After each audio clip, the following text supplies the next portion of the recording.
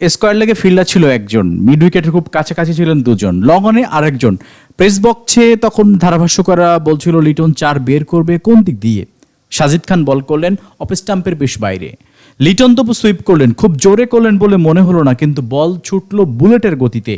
Mid উইকেটে যে দুইজন ফিল্ডার ছিলেন তাদের মাঝ দিয়ে বাউন্ডারি, অবিশ্বাস্য একটি শট ছিল সেটি। আগের বলটিতে লিটন 4 মেরেছিলেন ক্রিজ ছেড়ে বেরিয়ে বোলারের মাথার উপর দিয়ে।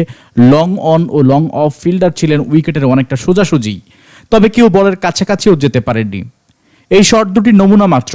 লিটনের মাথা আজকে কাজ করেছে আর্টিফিশিয়াল ইন্টেলিজেন্সের মতো। সীমানায় 7 থেকে 8 জন ফিল্ডার সীমানায় থাকার পরও পাকিস্তানের ফিল্ড প্লেসিং নিয়ে স্রেফ ছেলে খেলা করেছেন তিনি। এমনিতেই তার সব সেঞ্চুরি দর্শনীয়। সত্যিকারের ক্রিকেট প্রেমী হলে তার এক একটি শট আপনার পরাণের অনেক অনুভূতির দুয়ার খুলে দেবে, অনেক রোমাঞ্চের ঘণ্টা বাজাবে। তার বেশিরভাগ বড় ইনিংসের দলের চরম বিপদের সময় তিনি বাংলাদেশের সত্যিকারের ক্রাইসিস ম্যান। তবে এসব কিছু আসলে নতুন নয়, কিন্তু আজকের ইনিংসটি আলাদা। তাইজুল ইসলাম যখন ক্রিজে যান, লিটনের রান তখন মোটে 2। পরের 3 জুটিতে রান এসেছে 162, সেখানে লিটনের রান 124। আজকের চ্যালেঞ্জ তার ভিন্ন ছিল। নিজের উইকেট হারানো চলবে না, কিন্তু রানও বাড়াতে হবে। এত ফিল্ডার সীমানায় থাকার পরও বাউন্ডারি আদায় করতে হবে, লোয়ার অর্ডারদের আড়াল করতে হবে, আগলে রাখতে হবে, তাদেরকে খেলাতে হবে যতটা সম্ভব না খেলিয়ে। তিনি সবগুলো করেছেন প্রায় নিখুঁতভাবে। আজকে তার মাথা কাজ করেছে কৃত্রিম বুদ্ধিমত্তার মতো। আজকে তার ব্যাট কখনো হয়েছে তলোয়ার, কখনো হয়েছে ঢাল। এমন ইনিংস ছিল সত্যিই স্কিল, টেম্পারমেন্ট, শৌর্য, বুদ্ধিমত্তা, পরিপক্কতা ও কর্তৃত্ব।